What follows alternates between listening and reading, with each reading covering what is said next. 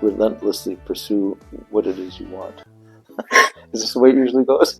Hello everyone, welcome to Future Doctors channel. This is Ling Ling, and this is our second episode of Guest Talk.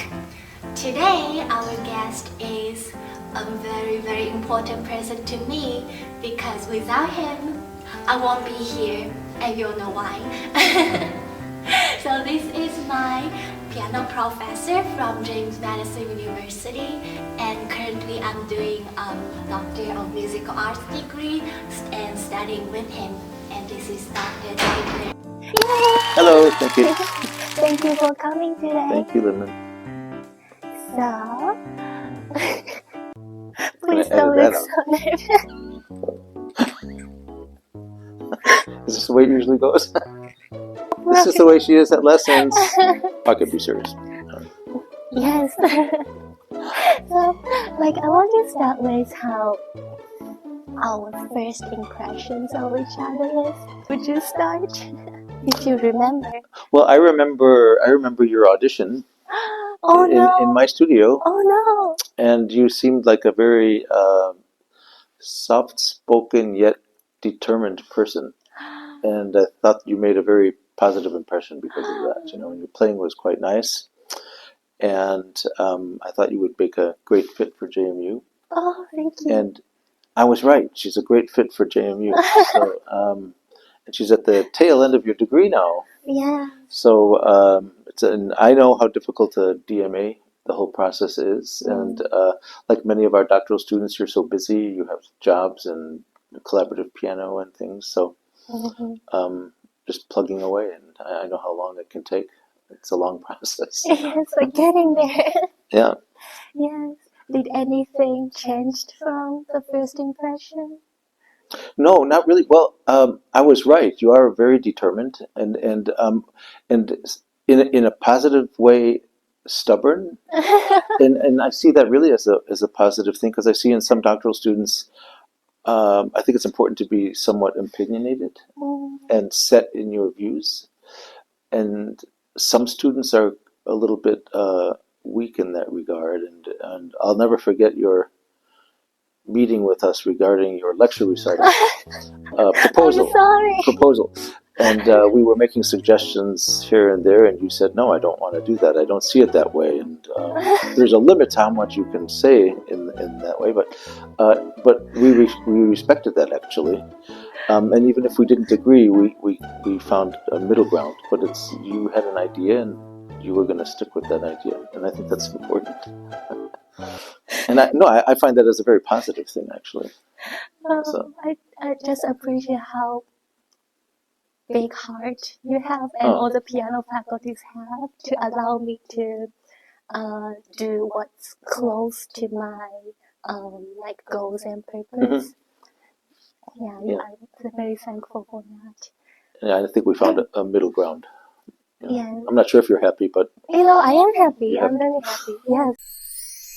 So my first impression about Dr. Dobner was a little scary because it was the audition. When you open the door, I never seen anyone open the door so fast, and that scared me a little bit. Later, I found he's very caring and a great pianist, of course, but very caring. Oh, thank you. And half of my lesson I'm laughing because of his good humor. And very helpful advice always. Yes, but sometimes I would say something in a lesson, I don't know if you remember, and I didn't solicit any response, and it's because you're always thinking and trying to figure out if it's something you agree with. And for a graduate level student, that's such a positive thing. Yeah. I'm glad Instead of okay, I will do this. But no, I had to always sell an idea somehow, and convince you. And I found that to be really interesting. Yeah. Thank you for accepting the part of me. I wouldn't want to teach myself. Yes. And thinking back, what kind of child were you? Oh, well, I was painfully shy. Oh, believe it or really? not, yeah. And I became interested in music very young. I think I was 5 or 6 years old. Uh-huh. My grandparents lived in an apartment under ours, and they had a piano. And that's where my parents could always find me. I was always doing something at the piano. Uh-huh. And then they decided when I was 6 years old to take me for piano lessons. Oh. But then as a child, I really loved sports. Uh-huh. I loved music. But generally, I was very, very shy, and that didn't really change much till college years, probably. Oh, really? Yeah. I couldn't Hard to tell. believe. No. So, but when did you find piano would be your thing? Well, I took it very seriously from age 7, really. Oh, wow. And then there was a short period, maybe around 11 years old, where I think it might be somewhat typical, where I just wanted to spend more time with my friends. Uh-huh. And my mother was always saying, "Hey, you have to come home and practice now. You have to stay home and practice." And but that I got over that quite quickly. And by the time I was 14 or so, I pretty much knew I was gonna do something with music. Wow, that's Yeah. so early. Yeah. And I was also somewhat interested in maybe becoming a veterinarian because I love animals so much. But Uh-huh. I was saved from that because I'm so incredibly untalented with biology. So that kind of nixed that idea. So then music was the logical choice. But I mean, music really was the main focal point.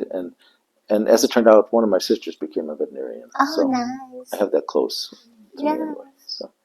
I can see you can be very gentle with animals and take great care of them too. Yeah. Wow. And I know like in piano playing, there are many different genres, and even in classical field. Can I say you specialize in German leader?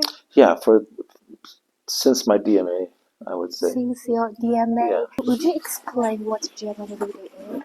Well, German lieder is the word lieder simply means song in German. So it's the German art song repertoire that I've been focusing on. And the advantage with this repertoire is that it's the combination of two art forms really, with poetry and music. And I always found that to be very fascinating. And then for a pianist, as it turns out, many of the great piano composers are the major lieder composers, which means the piano writing is really first rate for lead playing. So, Yeah. Unlike and an exception to this of the great composers is the songs of Chopin. In my view, that's very secondary repertoire because there's not much going on in the piano part. It's much like his piano concerti, where the orchestra plays somewhat of a secondary role, and it's the same thing with his song repertoire. And he has a very limited amount of songs, and they're not performed very often, and I know why. Yes. Yeah, and actually, all of my degrees are in performance, solo performance, and in Indiana, if I can talk about this for a minute, I studied with Leonard Hokanson, who then became one of my major influences. And I came in for my second lesson with him, and he asked me what I was going to play, and I said Beethoven Opus 109. And he said, "Oh, I just taught 3 Beethoven sonatas." And he went through my knapsack and he said, "Well, what else do you have?" And he found the Schumann Dichterliebe, which is one of Schumann's most famous song cycles. And I said, "Well, I just bought it. There was a great music store across the music school from the music school in Indiana." And he said, "Oh, it doesn't matter." And he sat down at the piano and talked through the entire cycle. And I had a 2-hour lesson. He canceled the lesson after me. And it's though I had been infected. And since that point, many of my lessons for my DMA in preparation of the 8 recitals we had to do there, I used many of those lessons just for song repertoire. And I learned much of the solo repertoire sort of on my own, but then of course I had lessons on them. But a lot of the focal point of my lessons were song repertoire and chamber music. And then we squeezed in the solo as well. But I see.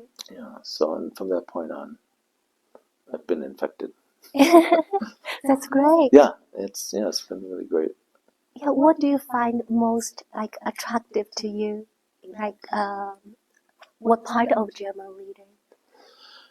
Well, the way the great composers set text is really intriguing for me, and I think every solo pianist should play song repertoire because it opens up a whole imagination world of sound and color.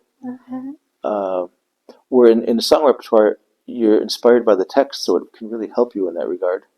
And then this sound concept, you can then transfer to chamber music and to solo as well. But it just opens up a world of sound.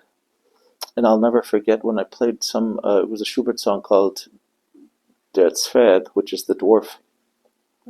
And when I played it for Håkansson, everything was so beautiful. He said, "It's too beautiful. Don't you understand that you have to have an ugly sound? Ugly is also a color, because in that song, a queen gets murdered by the dwarf, and you can't be making beautiful sounds at the piano if that's happening." And then if you're playing something like the Dante Sonata, or sometimes Beethoven certainly calls for a gruff or unrefined sound at times. And sometimes pianists are a little hesitant to go in that direction. Right. It cuts off their sound palette, really. You have to have a complete range of sound and color and imagination. And I think song repertoire really feeds into that, and it's very helpful. Yes. And I know you performed like worldwide. Do you have some memorable performances? Yes. Well, a number. And actually, I can tell you that we have a faculty member at JMU, as you know, Kevin McMillan, and we've been playing together since the summer of 1994. In Germany, we played at a festival, and I know that we shared the dressing room with the King Singers, which was kind of exciting. Wow. But in Germany, I managed to, while I was living there, I had a very famous pianist, Erwin Gage. He played for Jesse Norman and, every famous German singer. But when he was ill, he recommended 3 really big singers to me, and that's what got me going with this level of concert.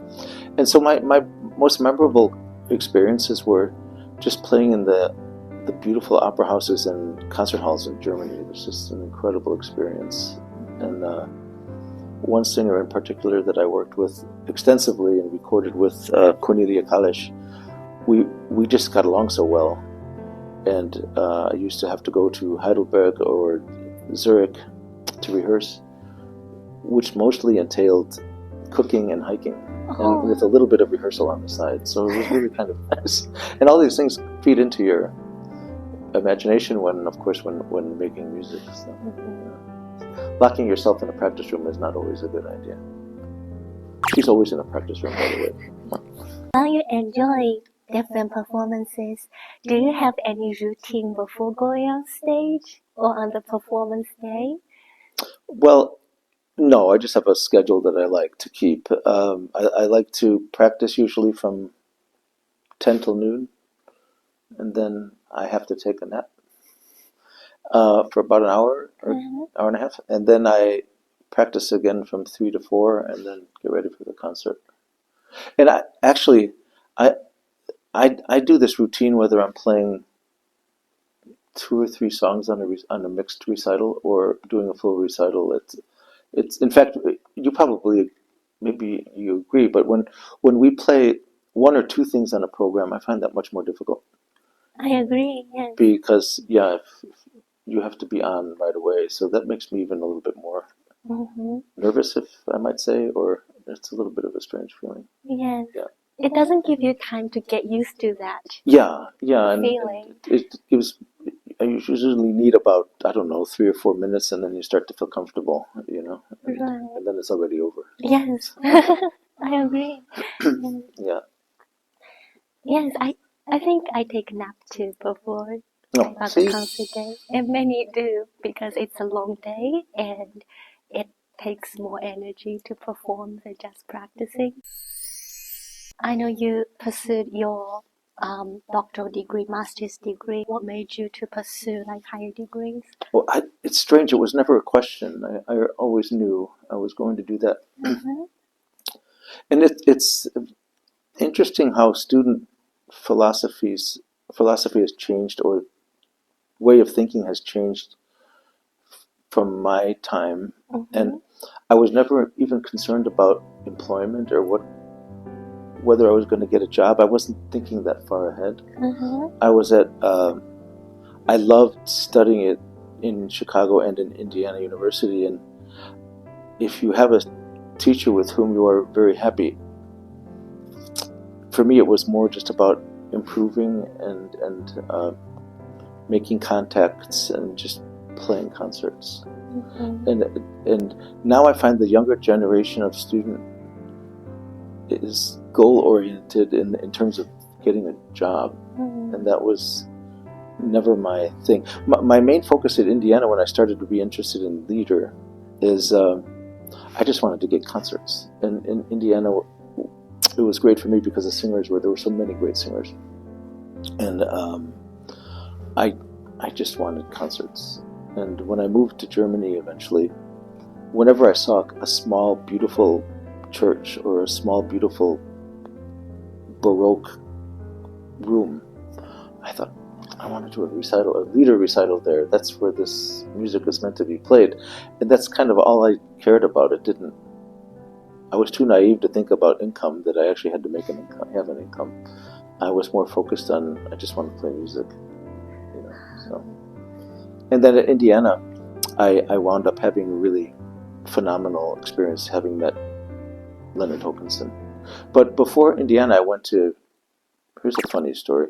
I went to Vienna, and maybe I've told you this already, but I went to Vienna and I moved there before my audition. Yes, you mentioned that. And I didn't get in, and they have an interesting audition process. There were, I think, 75 pianists lined up, really in a line, like waiting at the bank, and for your time to play. And I was the fourth or fifth to the last, and then they post the accepted people on, and they accepted 5, which I also didn't know. So I went into the cafeteria and cried into my cappuccino. The man with whom I wanted to study, Paul Bador Skoda, happened to come into that cafeteria and said, "Young man, why do you look so sad?" And I said, "Well, I just played and my name's not on the list." And because I was near the end, he remembered, and he said, "But you played well, but we only took 5. And he said, "Would you consider working with me? Can you afford $25 an hour?" I said, "Yes." And then so that's how I was able to stay in Vienna. That's awesome. Yeah, but it was very naive of me to move there before the audition. Yes. Did you consult with anyone, or you just decided, I'm going? No, my mother's from Austria. She said, "Go to Austria." And I said, "Okay." And then I went. And then with a connection from my aunt who lived near Vienna, I had a roommate already. Oh, I see. So that was, and it was a very cheap place and a horrible place. But then I didn't get in, but as it turned out, everything worked out. That's great. Yeah. Wow. But don't move before your audition. I wouldn't recommend it, generally speaking. So maybe you should go around the cafeteria after audition. Or always cry in the cafeteria. Yes. And it has to be a cappuccino. Cappuccino, that's okay. Yeah. But it feels like you always kept acting and doing things, and as a result, something that came after your action. It's like, I want to do the concert, and eventually you got more concert, and I want to study with this person, and you moved, and you like. Yeah, it's sometimes, in our field, it's a lot of luck. And you have to be somewhat of a people person. And one thing I've always done is I've always maintained contacts that I've made. And if you stay in grad school long enough, which all music students do, Yes. It's really a place to make contacts, and you should nurture those contacts when you're finished here, and stay in touch with professors that with whom you had a relationship with, that you could ask for recommendation letters and things, and that's very important. But I think it's just important to have a goal with what you want, whether it's to set up a private studio or to play concerts, or and just relentlessly pursue what it is you want, you know. And there are, of course, different levels. I never had any aspirations of being a famous concert pianist or anything, but I did have aspirations of being a very busy leader pianist. And that's really all I wanted. I didn't have to be famous. I just wanted concerts. I think you're quite famous. Well, no, I don't know about that, but and that's also a matter of luck that this famous person recommended 3 quite well-known singers in Germany. But you just have to work well, work hard, and people will want to recommend you for things. And when I studied in Munich with Helmut Deutsch, I really had it in my brain, every lesson. I wanted to play so well that he would say, "Oh my gosh, I have to recommend you for concerts," which of course he never did. But it was always on my mind to every time you play for somebody, it has to be as well as you can possibly play. Having that mindset is very it's so important. And with every rehearsal, with these singers with whom I wound up playing, or the first concert I did with Kevin McMillan, I read his bio, and it scared me enough to go into a practice room, and I stayed there for 3 weeks. And I really I wanted him to love every single note I was playing, and it's just important, you know. And the music is so great; it deserves that anyway, you know. And it turns out then we became very close friends, and then he wanted to come to JMU and teach, and that made me really happy. Now he's retiring. Now he made me really sad, but that's the way life goes. Yes. And I really enjoyed watching your concert when you and Professor McMillan performed at Forbes. It was a full house. Oh, it was very good. That's what happens when you play with someone for 30 years, you know.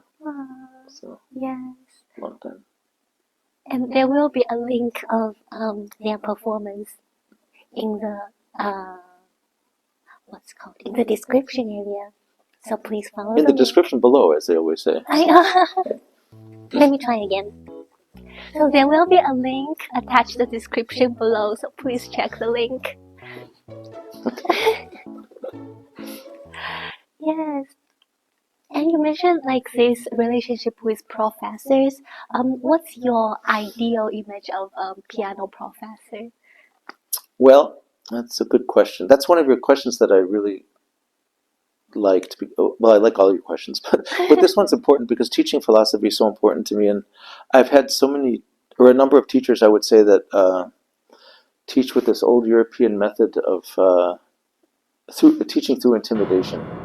It's a teaching style that I cannot relate to, and never have related well to, and not a method that I use in my teaching.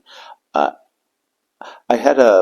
have 2 major influences in my musical life, and that's Ludmilla Lazar, who was my teacher in undergrad, and then Leonard Hokanson in Indiana. And Ludmilla Lazar was a no-nonsense teacher. Didn't really teach with humor, but she had so much empathy, and she taught with such incredible knowledge and just warmth and nurturing. And her ideas were just so fantastic. And then when I met Leonard Hokanson, he had that as well, but this just incredible sense of humor. I'll never forget, there was a lesson where I apparently was ill-prepared, and he simply asked me if I had forgotten where the practice rooms were. And instead of berating you and yelling at you, he chose humor, and I just couldn't stop laughing for the rest of that lesson. But it only took that one time. I find that if you have a teacher you respect, you work so much harder. If I have a teacher that I'm intimidated by, it doesn't matter. It didn't matter how much I practiced, I would never play well. And it's a teaching philosophy I just absolutely abhor, with this intimidation. So, what's important for me is being human, teaching with humor, and focus on sound and color, and more things of that sort. You know, Yeah. wrong notes don't. Well, there's a limit, but wrong notes don't bother me, generally speaking. What bothers me is colorless playing. This is something I have a hard time with. You know, so. Yeah. I just remember there was German leader class, and you said something like, so this is a very fun piece. Imagine this nice butterfly. Right now, your butterflies are chubby. I was like, that still stayed Well, see, with but me. something like that can spark your own imagination. Right? Yes. I was like, yeah, I see that. And these are memorable and fun. When things didn't go well, what did you do? Oh, you mean in a concert or Or in my career? Well, there were times when I was living in Europe. There were times when things didn't take off as quickly as I had hoped. Mm-hmm. But that's okay. I mean, that's reality. Mm-hmm. And then all of a sudden, as I had mentioned, I got these 3 singers, and all of a sudden I was playing in these places that I had never imagined would ever happen. So I would never let myself get terribly down. And then when I was in Europe, after a while, I started to apply for jobs here. Actually, I applied for jobs relatively soon after arriving in Europe just to test the waters, and I didn't get any invitations at all, and I knew why. I wasn't finished with my doctorate yet. And somewhat unfortunately, that's a very important thing. Mm-hmm. And then I decided, and then I had my first important debut in Munich. Mm-hmm. And then I thought, well, I don't want to go back right now. I had applied to Austin, and I made it to they wanted to invite me.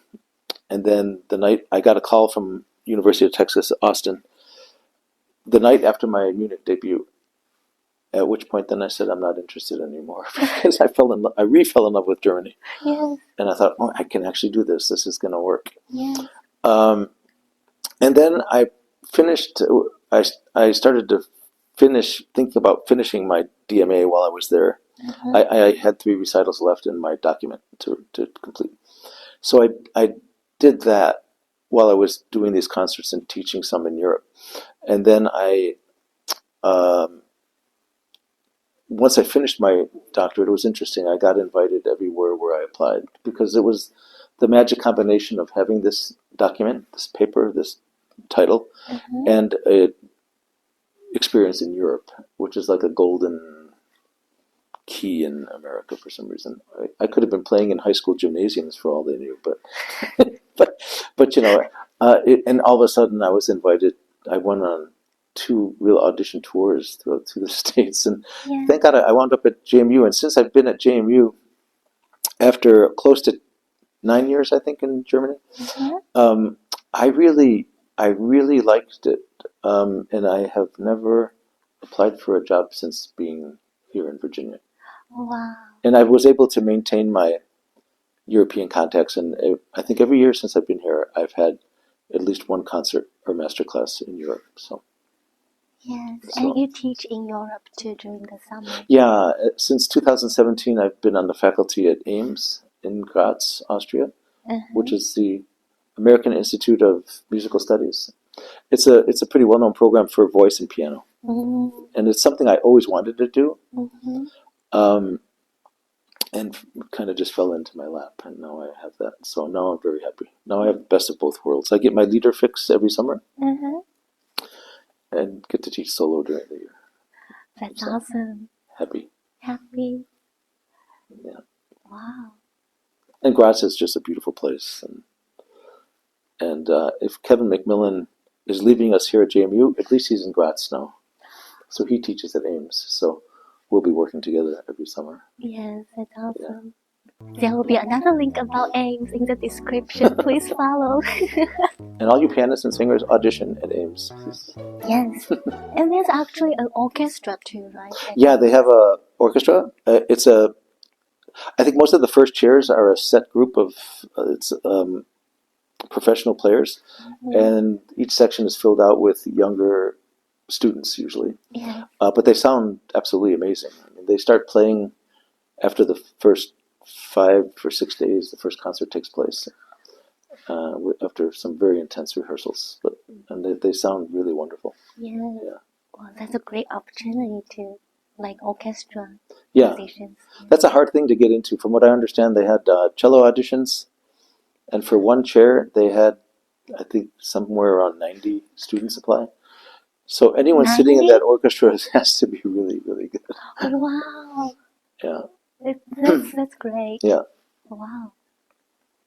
And I know you've worked long times and travel a lot. What is your way to balance your life and your work? Well, gosh, if you have a job that you like, I don't know if sometimes it doesn't seem like work. I love the traveling. I love traveling. And I love rehearsing.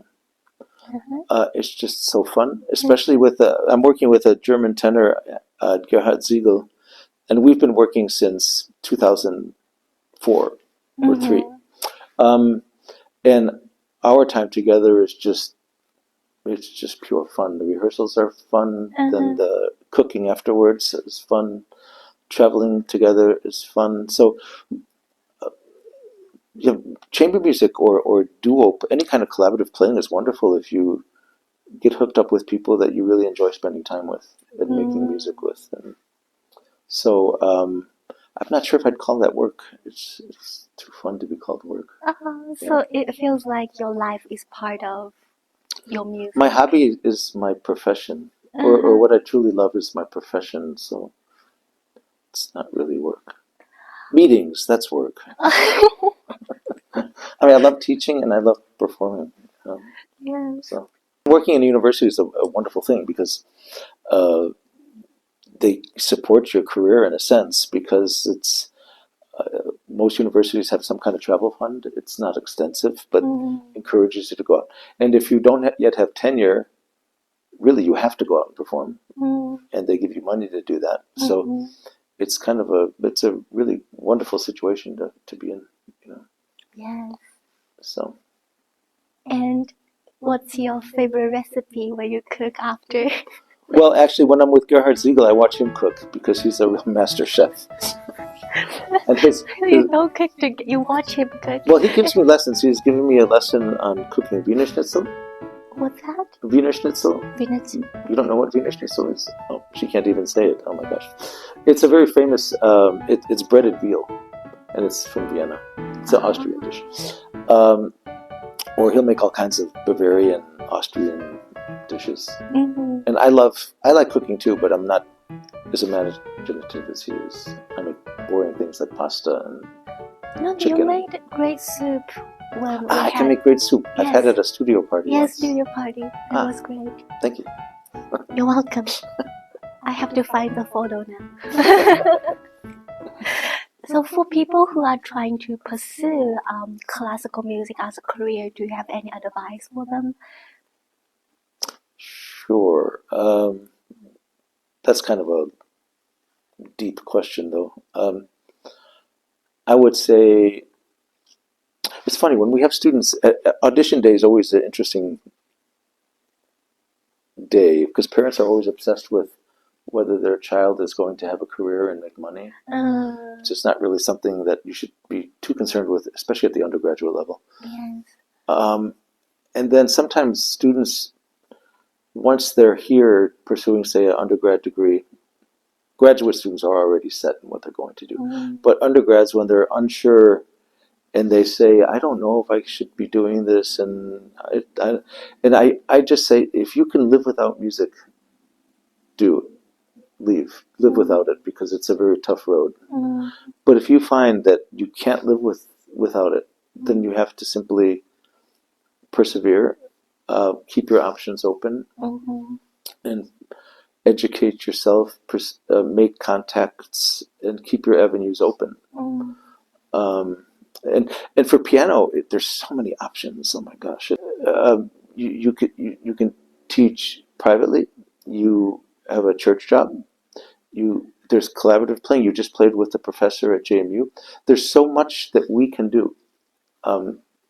It's kind of unlimited in a way, and you can become your own your own boss, your own entrepreneur. You can really develop your career in any direction you want. But just don't underestimate the importance of nurturing friendships and contacts, and that will really help you. And I'm not even talking about using people. I'm just talking about making human contacts and lasting friendships. Because if I think about it, when I was in Indiana, there were so many German students.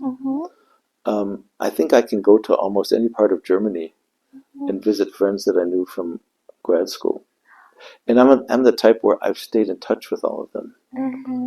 Maybe much to their chagrin, I'm not sure. But but I'm in touch with them, and then when they're here, they contact me. And so it turned out to be 30, 35-year-old friendships at this point, and it's crucial. Yeah. Yeah. And music is it's a wonderful way to live your life. I mean, it's just, there's nothing like it.